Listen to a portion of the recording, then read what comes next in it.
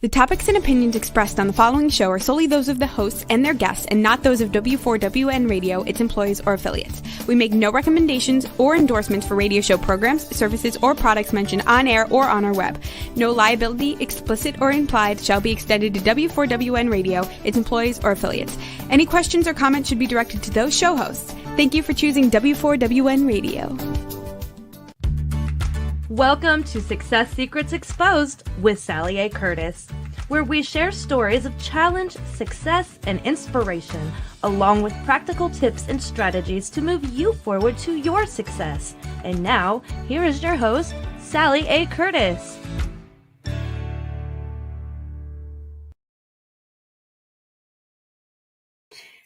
Good evening, good morning, and good day to you all. Welcome to another episode of Success Secrets Exposed, where we do bring you conversations with today's thought leaders, change makers, and disruptors, and those that have mastered their inner genius to bring you tools, tips, and strategies to help you grow.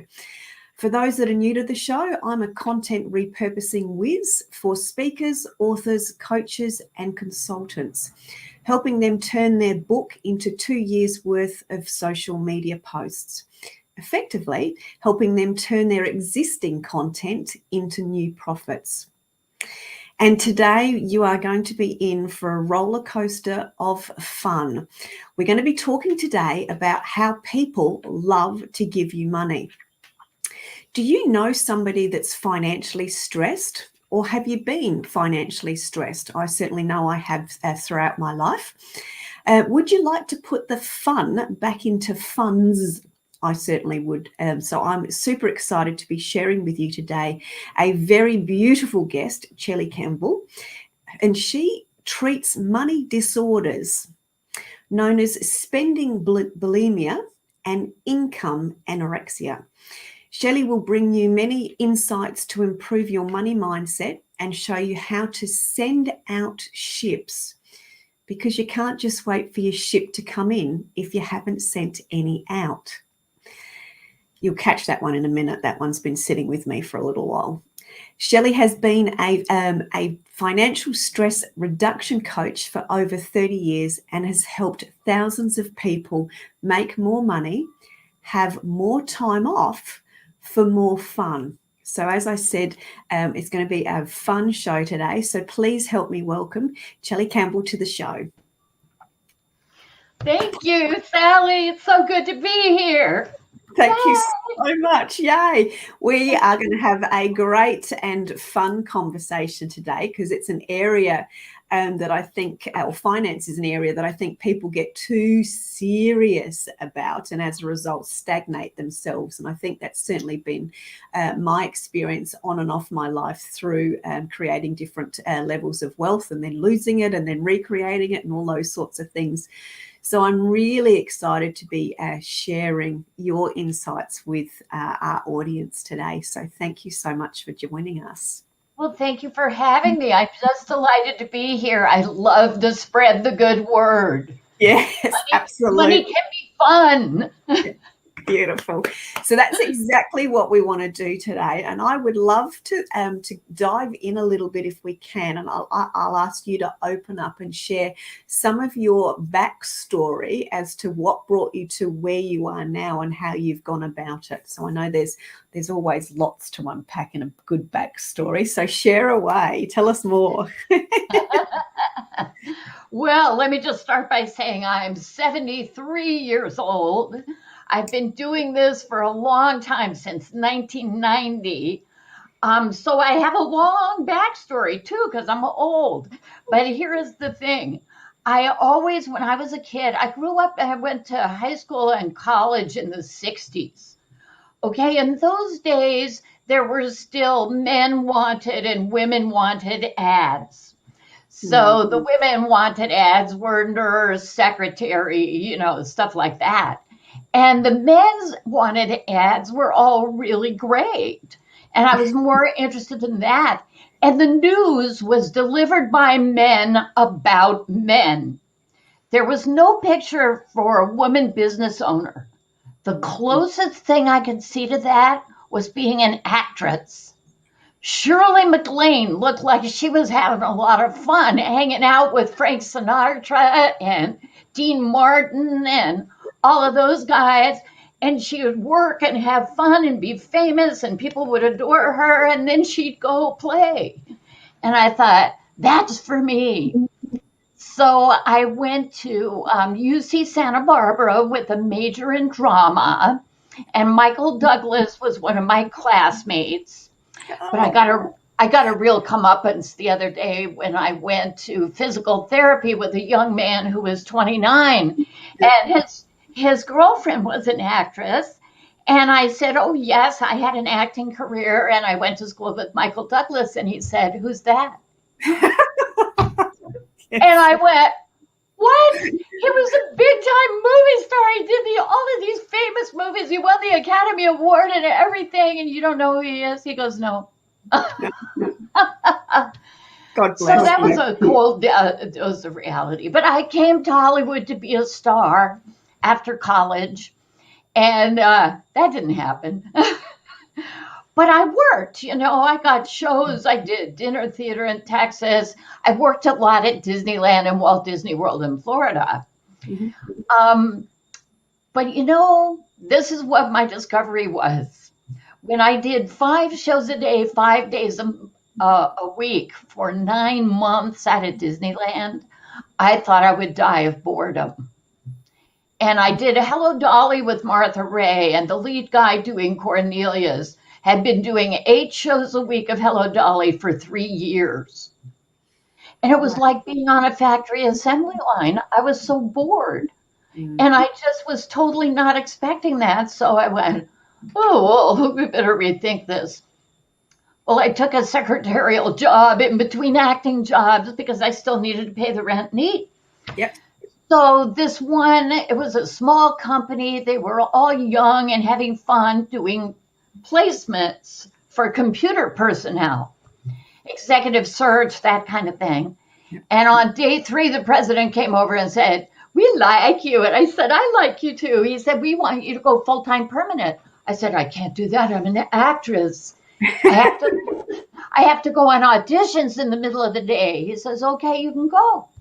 And I went, really? He said, sure, we'll pay you for the hours you work. And when you got to go, you got to go. I said, you got a deal. Hmm. Well, 5 months later, their office manager quit, and they promoted me into that job. And I said, but that's finance. I don't know anything about that.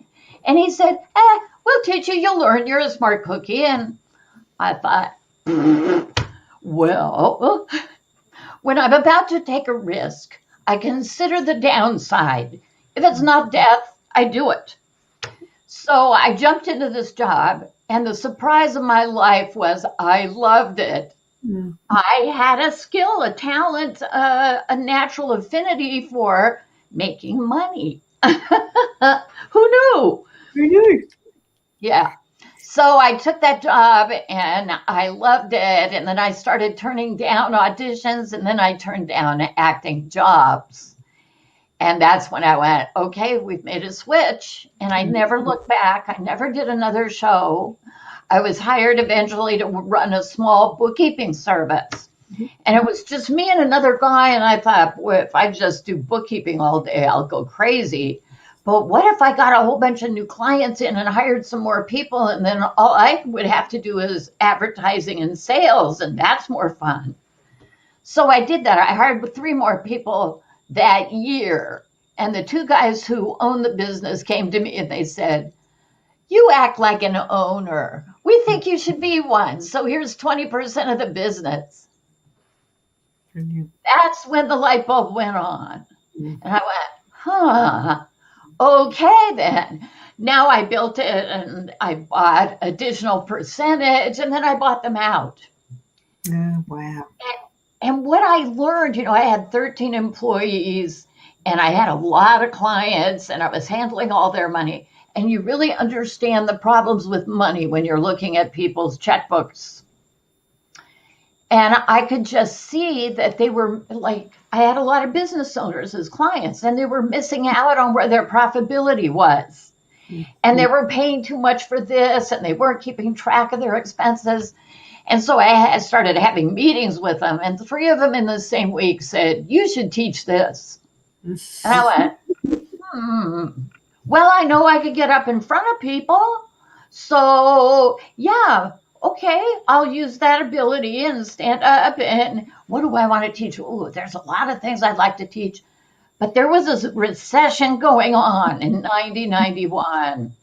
And I couldn't afford to spend a lot of time doing something that didn't make money. So I didn't write the course first. I wrote the flyer for the course. Sell it first, people. Sell it first. And I mailed out the flyer. And a good return in those days is about 3%. And I got 0%. Nobody responded because nobody had heard about me teaching a workshop. You know, they might have gotten the flyer and gone, "Oh, yeah, that looks interesting," but nobody responded. So I got out the phone list and I called people. I said, "Hey, did you get that flyer? Let me tell you what I'm going to do, and you're going to make more money, and I'm going to help you with this and this that I know you need." And I signed up 12 people, which was as many chairs as I had in the conference room. And then, so the deadline was 3 weeks from today, they're showing up for an 8-week course. So then I started teaching it. And it was like, I was 42 years old. And I went, oh, my entire life has been training me to do this. Because by this time, I'd spent enough time with finances and the financial community to see that there was a whole lot of stuff that wasn't being discussed.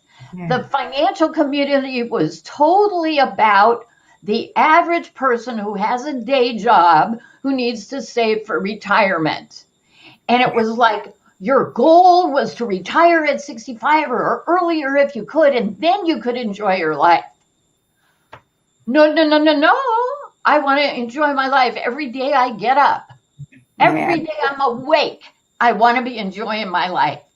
So that was the message I put out. If you're looking forward to retirement in 20 or 25 years, big mistake. I read Dame Judi Dench's autobiography called And Furthermore. And she said, she wrote it when she was 79 years old. And she said, people are always asking me if I'm going to retire. No, people retire to do what they love. I love what I'm doing now. Beautiful. And there's always going to be a part for a little old lady in a wheelchair or somebody's grandma. So that to me is it. Yeah, brilliantly said. I'm just going to do a bit of a recap because I can't help myself. For those that in my local community that know that I'm going to call myself a nag. They tell me I'm bossy. I'm going to turn it around and say I'm a leader. Please note the business development activities that just occurred, and I'm just going to recap them. You sold it first by creating a flyer. When the flyer didn't get as much traction as you want, you jumped on the phone and you spoke to people and you shared with them what you were doing. And as a result, you filled your room very, very quickly. Mm-hmm.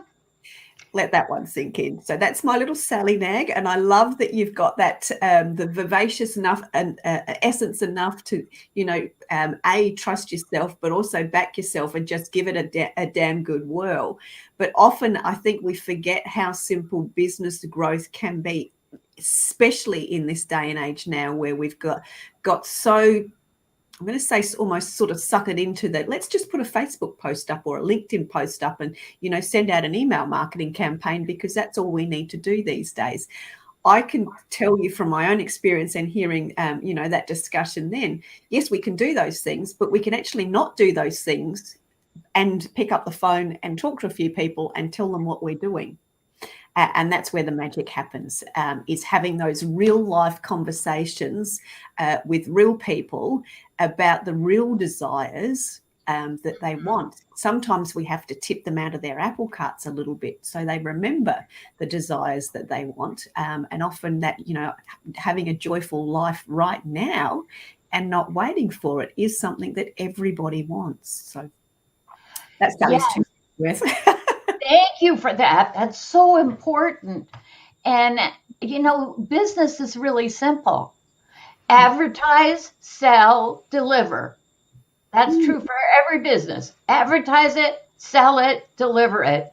And so many people, especially women, make this mistake. They think that advertising is selling. Advertising is not selling. Advertising is like bragging on yourself or telling people the features. I'm going to show up at this time and do this thing, and you're welcome to come and join me. But selling is listening. It's listening to somebody talk about what they need. And you know what? I love to do that because I have such a network now. I've been networking for 40 years. So I know a lot of people, and I will listen. And if I can't help you, I'm going to say, you know what? I want to show you to something else. I want to direct you to a book, a program, a coach, a financial planner, an accountant. You know, I'm really attuned to what people need. And if it's not me, I'm not going to try and sell them me because they'll be unhappy. I don't want any unhappy campers. Yeah, beautiful. I think that's such a beautiful thing. And as a natural network, and I know we talked about this before, there's always somebody that can help them. And bottom line, if they're not happy, you're not going to be happy, and then the whole world's unhappy. So let's just keep everyone in that happy essence by listening to them, finding out what they're really, really wanting, and choreographing them across to the next person if that be the case. So on that little note, I know you've got this lovely little phrase where we talk about dolphins, sharks, and tuna. So I would love you to share with us those three different descriptions, and then we'll dig into that a little bit as well, if we may. Well, this all started when I worked for a really screamer, yeller boss. You know, one of the people that throws things and is screaming. This guy once jumped up on my desk and pounded the ceiling, and plaster rained down on me as he was yelling at somebody else. So I went, okay, let's rethink this. And I read a book called Swim with the Sharks Without Getting Eaten Alive. You know, I said, well, I need that. I better read this. But by the time I finished the book, there were really good tips on dealing with, difficult people. But by the time I finished the book, I thought, yeah, but why swim with sharks if you could swim with dolphins? Because dolphins are friendly fish, you know. They look like they're smiling. They're beautiful. They jump out of the water with their buddies. They swim in schools. They communicate. And they're tough, too. They can ward off a shark attack and protect other fish in the sea. Yeah. And so I had that division, and I go, I'm not going to swim with sharks anymore. I'm just going to look for dolphins. And then I saw a third group.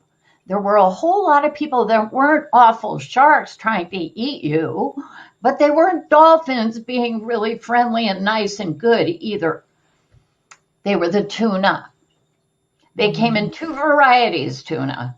The victim tuna and the angry tuna. So the victim tuna is, oh, I'm so sad. These bad things always happen to me. I'm so upset. And they call you to complain all the time. And you give them helpful suggestions. They never take them. And after you've given them as much as you can and they suck up all your energy, you have to go to sleep for 2 hours. You know, when you've been with a shark, you're hurting. You're like, ow, ow, ow. These are the people that are like, nice sharky. There's really a dolphin in there somewhere. I'm going to help him find his inner dolphin. And meanwhile, they don't notice that the blood in the water is theirs. The angry tuna are the whiners and complainers. Everything is always somebody else's fault. They just whine and moan and bitch about stuff, but they never take any positive action to change it. They just want to sit and complain and be righteous in their disgust with everybody else. So you have to swim with dolphins, look for dolphins, and avoid the shark and avoid the tuna. Tuna's the biggest group. Yeah. And this ties into the old adage that talks about the top 5 people that you hang around with. So it's about helping you create the right mindset by hanging around with the right sort of people. This is where it's going as it relates to creating your own versions of wealth. Yes, there was actually just an article last week in Inc. magazine all about how positive thinking works. And if you hang out with positive people, they're going to say, yeah, go for it. Yeah, you can do it. Yeah, I've got your back. And the sharks are going to go, yeah, let me get a piece of that action. And they're going to steal you, steal everything from you. And the tuna are going, oh, I can never do that. And what makes you think you could do that? The subtle little take a bite out of you. So you have to get dolphins on your team. And I learned it, just to get political for a little bit, in the election of 2016, Hillary versus Trump. You know what? I've been a Republican and I'm now a Democrat, but, I can see all points. But there were angry, awful people showing up at my discussions, blasting people. And I said, no, you can't blast people. So I took charge of my piece of real estate on Facebook and said only dolphins get to play here. So I'm going to give you a warning. If you persist, you will be banned. And then I called this period of life the Great Unfriending of 2016. And I will tell you, if you go to my Facebook group, Chellie Campbell, just put in my name, and all of the people there are just wonderful, and all the comments are fabulous, and I have a good time. So when people complain about social media, I just go, you just need better friends. So people ask me how to get better friends. I go to my page, look at all the people who are commenting nice things, go to their page and look at them. And if you like what they have going on, request their friendship and tell them I sent you. Mm-hmm. And if you're a friend of mine, they will say yes. It's so simple, really. And isn't it what I love about that little example isn't it that easy? But don't we overcomplicate it? Yes. Oh, well, I can't unfriend this person. He's a relative, or I can't unfriend this person. He's been my friend for years. Oh, I've unfriended people that I went to high school with 50 years ago, okay? The captain of the football team, he just kept going on and on about stuff. I said, honey, don't do that here. He goes, I have free speech. And I said, not on my page, you don't. And I had to, ban him. It's too bad, but I can talk to him outside of Facebook. He just doesn't get to be on my real estate online. Yeah, beautiful. And I think that's such a beautiful reminder of the different ways in which we can create our own inner sanctuary and our own protective bubble of having and guarding our mind, being very guarded or empowering around our own mindset is making sure that we've got the right people that are surround us, and that those people that are starting to, butt those boundaries too regularly and push the buttons in the wrong way, that we do say thanks but no thanks and sort of put up our own boundaries. So that's such a great example of doing that. So thanks for sharing that. And you also talk about sending out the ships to bring in or bring home new treasures. So talk us around the principles about sending out ships. Yes. Well, there's thinking positive, doing positive affirmations and stuff like that. I totally believe in them. People go, oh, I can't say people love to give me money because it's a lie. And I say, it's not a lie. It's telling the truth in advance. Yeah. So you got to get people on the positive mind track. And then you have to take action, because there are some people who want to go, I'm making lots of money, on their couch and expecting money to just fall on them from the sky. And I said, no, how many affirmations do you think you'd have to do in front of a piano before you could play it? So that sort of makes it clear, right? You got to take lessons. You got to learn to read music. You don't start out playing Mozart. You start out playing Twinkle, Twinkle, Little Star. So the sending out of ships is where you built up your mind, you're doing your affirmations, you're positive, you have your program mapped out, and now you have to send out a ship to go get the treasure. And you can't just send out one, you have to send out a bunch of them, because stuff happens to ships. See, I got this idea from an old movie called Lloyd's of London 1939, starring Tyrone Power and Freddie Bartholomew. And it was about Lloyd's of London, the insurance company. And they insured the merchant ships, the tall masted merchant ships. And the merchants would hire the crew and provision it and build the ship and then sending it out one fine spring day from London Harbor to go to foreign ports and trade for gold and jewels and silks and spices. And there wasn't any ship-to-shore communication in those days. They didn't have cell phones or telegraphs or anything. You just saw the ship disappear over the horizon, and then you hoped. You waited for your ship to come in. So they didn't stop with one, because we know there's mutiny on the Bounty, there's Pirates of the Caribbean, and there's the Titanic, right? So stuff happens to ships. They're not all going to come in. So your job is to send them out. You don't know which one's going to come in. Now, that doesn't mean you don't send out a flare or send out a tugboat or, make another phone call. People say, well, I know that you do things and follow up with people on the phone. I go, yeah, those are my best ships. They can be big ships, like to book a big speaking event from thousands of people, or it can be a little ship just calling somebody you met in a networking group. But I learned this the hard way. I went to a networking group and I did what everybody does. I did my little 30-second commercial, and then I waited for people to call me. I passed out my business cards, brochures. Nobody called me. So I thought, I must be doing this wrong. I have all these business cards from people I've met. I'll call them and ask them what their experience is and what they're doing differently. So I call like this attorney and I say, so tell me about you and what are you up to and how long have you been coming to this meeting? And can I ask you a question? And he goes, sure, what? I said, we do all of these advertising and brochures and giving away our cards. Does anybody call you? He goes, no, nobody's ever called me except you. And I said, oh, I thought maybe I was doing something wrong. He goes, no, I don't know what the secret is. He goes, tell me about that workshop you've got again. And I told him about it. He says, okay, I'll sign up. Ta-ching.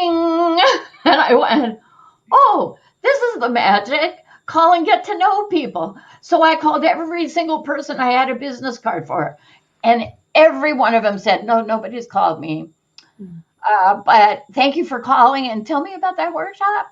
And sometimes, they didn't all sign up, of course, but sometimes they said, I know somebody you need to meet, or I know somebody who can book you on a show, or I know somebody who needs you really badly, all of those kinds of things. So that's what I tell people in my class. You got to learn to master the phone call.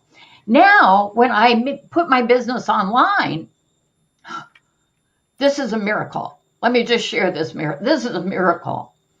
In November of 2019, I had a gallbladder surgery, and 2 days later, we had to evacuate the house because there was a fire, and it was like a mile away.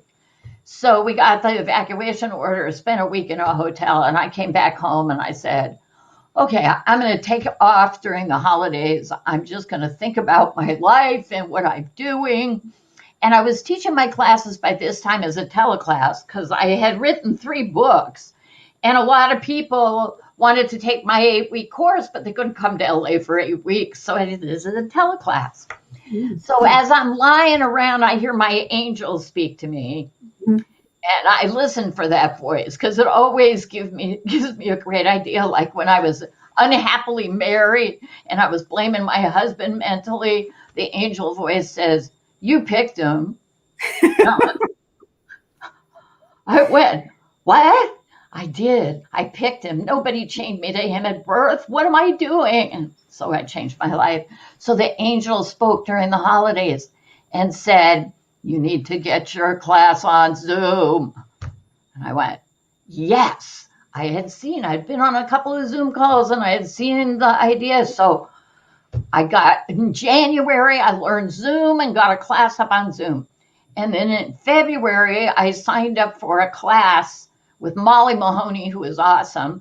She teaches how to market with Facebook Live video. So I knew I needed to learn that skill.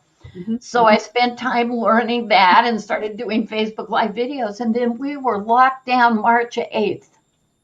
And I was ready to go. My business was still online, just online already, you know. I couldn't believe it. So it's like, that's another skill that everybody has to learn, is to be able to see what's happening, listen to the angel inner voice, and go and pivot, switch. And pivot or adapt. Yeah, have I suppose that insight in, I would explain that as having the self-assurance insight, but also the insight of what your audience is needing and preempting what might happen next. And sometimes it's a guess, but if you don't give it a go, you actually don't find out. So it's having the ability to give it a go in some quick way, like you did with your flyers, and then making a phone call.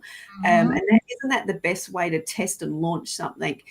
Create a flyer so you know what they need to hear, and then ring them and then tell them what you've got on your flyer and about your workshop or about your program or whatever, and then learn from what the feedback is and then tweak or change. It's, and again, that's so simple, but again, we overcomplicate it. That's one of the philosophies we've taught in my business when I've been working with speakers and coaches is, it's not always necessarily about that one signature program when you're first starting out, because that one signature program that you want might not be right for the audience. But by launching lots of mini ones that'll build up to something, you find the thing and you grow into, and the thing evolves, and then you find your spot, and that, you know, that then you've got and know your quest that you're on. And sometimes that comes out from that, you know, testing and seeing. We call it failing forward fast. You know, I have a little bit of a twist take on this. Yeah. Because I don't look for what the current audience, I think, is looking for. I'm not going to make something up to sell to them because that's what they want. I have something I am passionate about, and I'm going to tell everybody, and the people that want that come to me. Yeah. That's why I've taught one class for 32 years. Now, has it changed a lot? Is there different material in it? Yes, but the bones of it, the 8 weeks, and what the subject is always the same. But I have new stories because new things happen. But I so believe in it. So one of the things that I did recently in the last year is start the Wealthy Spirit group, which is, well, instead of an 8-week class, which is $3,500, and it's 8 weeks beginning and end, and then I find new people. I don't have, up level them to this and that. I don't do that. I do one thing, that's it. I fix you, you know how to make money, go prosper, see ya. Yeah. And so, but then I thought, there are people that want more ongoing. They want more.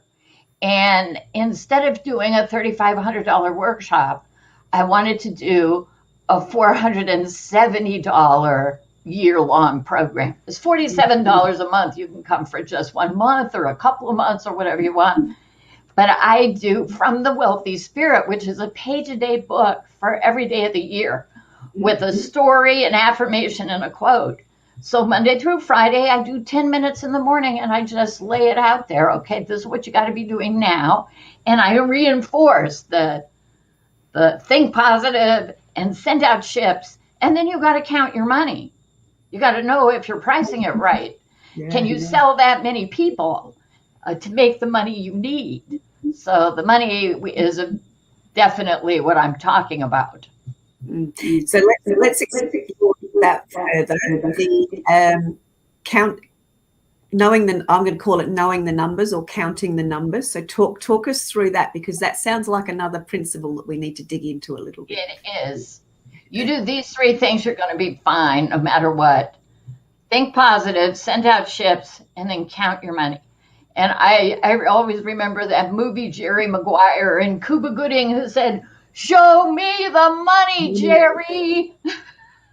And he was single-mindedly devoted to show me the money. So I just say, you've got a budget. You got to have a plan for the money, and it's called a budget. Now, I make it fun. BUDGET stands for baby, you deserve getting everything. Okay? But maybe not all today. So you want to have a low budget, medium budget, and a high budget and move up the scale. And then it's fun.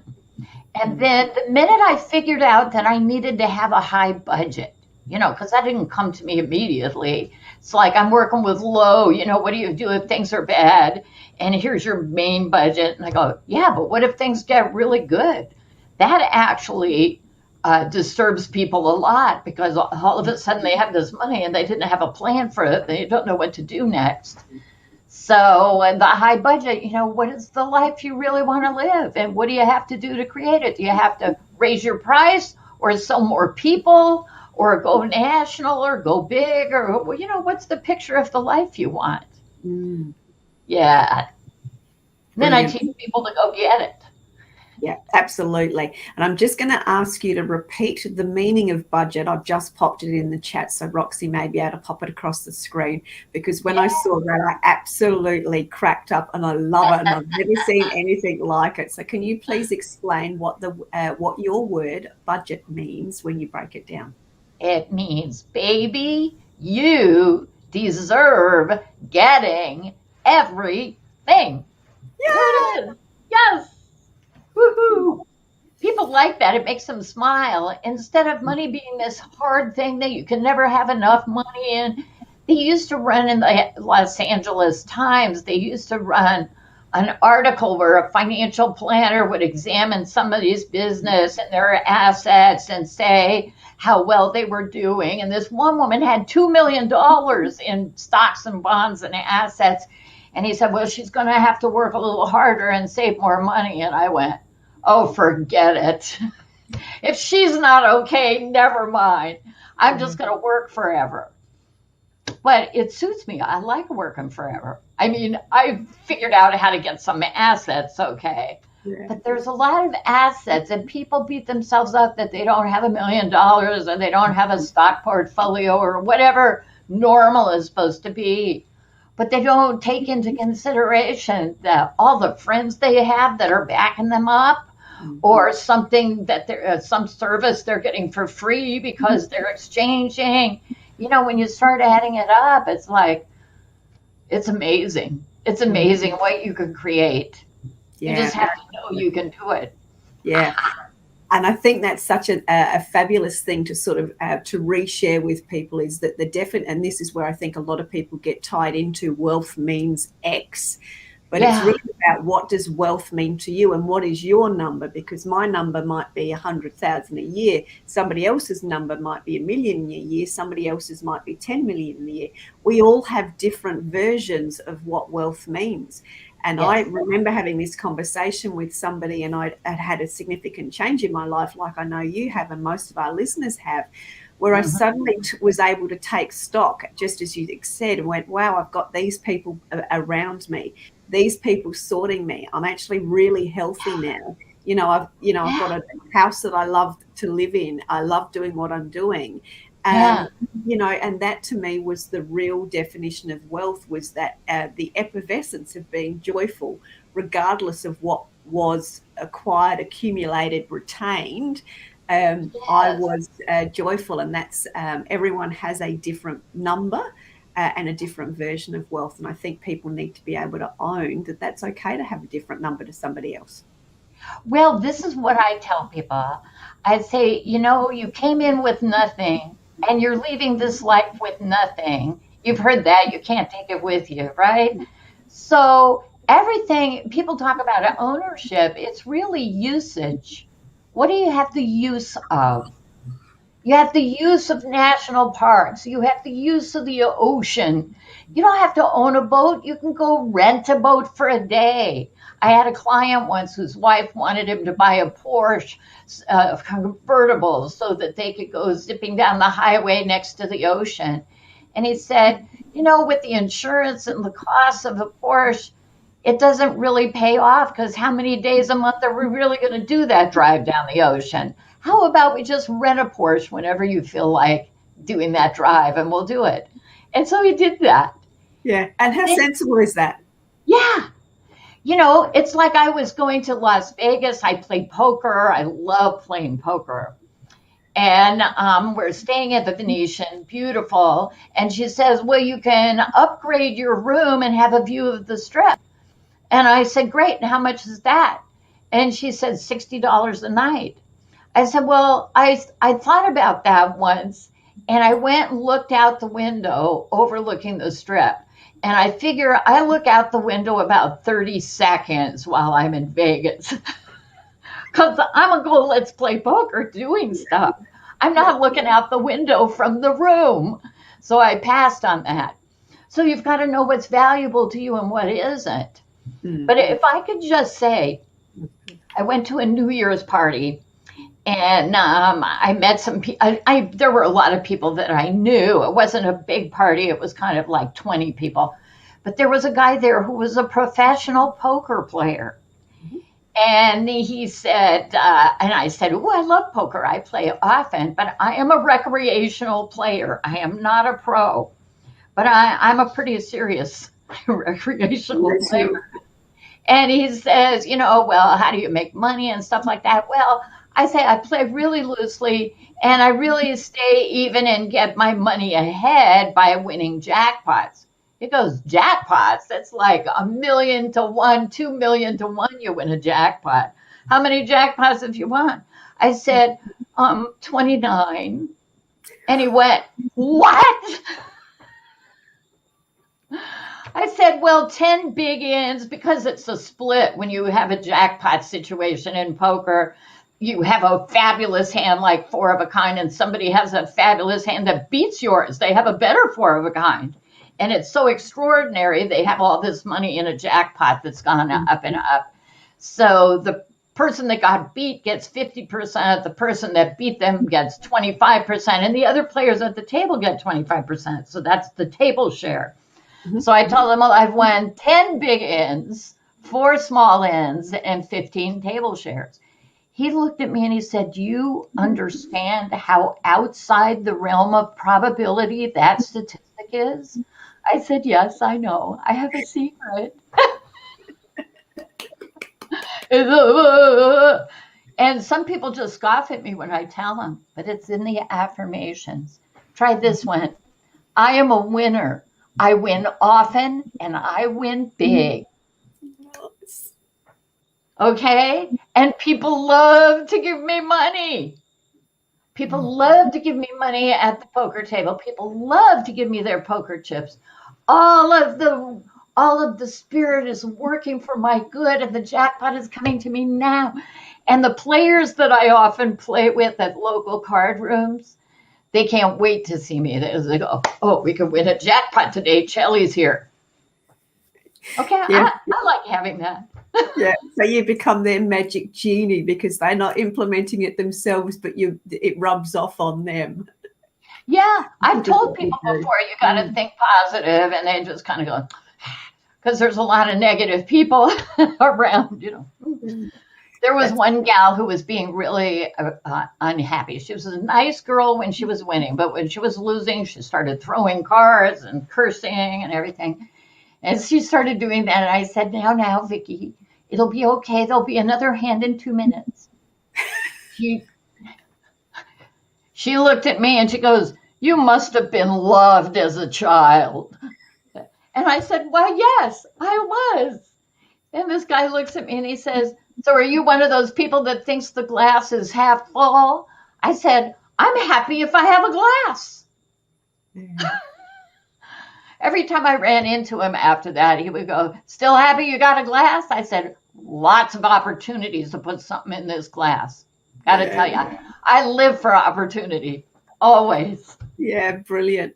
Just on that note, what we're going to do, if we can, is we'll just go to a really quick commercial break. We'll come back and do a very quick wrap up, and then I'll let everyone know what we're going to do next week. And that gives me a chance to pull out my recap on all of the gold that you've shared with us today. So thank you so much. So Roxy, if we can just pop a quick commercial on, that would be fantastic. Are you a speaker, coach, or consultant wanting to increase your reach and impact? Need to save time and leverage your resources? Content repurposing is the fastest way to increase your visibility, credibility, and profitability online and reach your audience with ease. You already sit on a mountain of gold that is highly valuable to your audience. It's in your books, training manuals, articles, and presentations.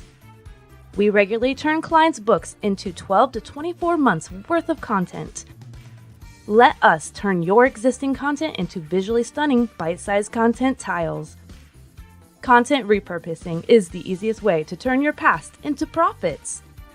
Turn your existing content into bite-sized glitter that you can sprinkle everywhere with ease to attract your ideal audience. Let us amplify your voice, your message, and your impact. Find out more at salliacurtis.biz. Thank you so much. I've got a page full of scribbled notes. As you know, I always am a prolific note taker and taking notes all the time. So my little tips and takeaways are: sell it first. I love that you enjoy life now. And I love the 3 tips where you said advertise, sell, and deliver. And I really, really love the concept of usage. So is there anything else that you would like to share with the audience very quickly as we wrap up? Life is about fun. Life is about love. Life is about doing good to others and having them do good to you back. It's just a wonderful life. And the number one thing to do is be grateful for everything. Really be in gratitude. We have no hot water in the house right now. It decided to go on a break, and so it needs replacing. But we went over to a friend's and took a shower, and that's what friends are for. They'll take you in and let you have a shower at their place. Little things, bless all of them. And have a good time and just love people and love yourself. It begins here. You have to love yourself. And if you're not used to it, it'll feel awkward at the beginning, but that's where the magic happens. Absolutely. Very well said. So the very last thing with that echo is what's happening next week. We have hostage negotiation principles that will help you build your business. So it's going to be a different version of fun because these are 2 of my speaker buddies. And when these 2 guys get in a room, all sorts of chaos, mayhem, fun, and education happens. They're 2 of Australia's leading high-stake negotiation experts, and they're going to take you behind the real, behind a real-life version of a police siege and take you through all of the learnings as it relates to techniques to surviving, negotiating, and resolving high-risk situations so you can have a great life in business and have a great life in general by understanding how you can turn on your survival instincts in business and grow more to have more fun as we've experienced today. So thank you so much for joining us. It's been an absolute pleasure. People can find you for sure through your website and your Facebook page. And please jump onto Chellie's Chellie.com to access her affirmations checklist, which you'll be able to find on her website there. So lots and lots of incredible insights that have come out. I do want to do one more cheeky thing, and I know we didn't share the gold sneakers speaker story, but can you share with us your very, very special trademark gold sneakers that you wear? I love gold sneakers.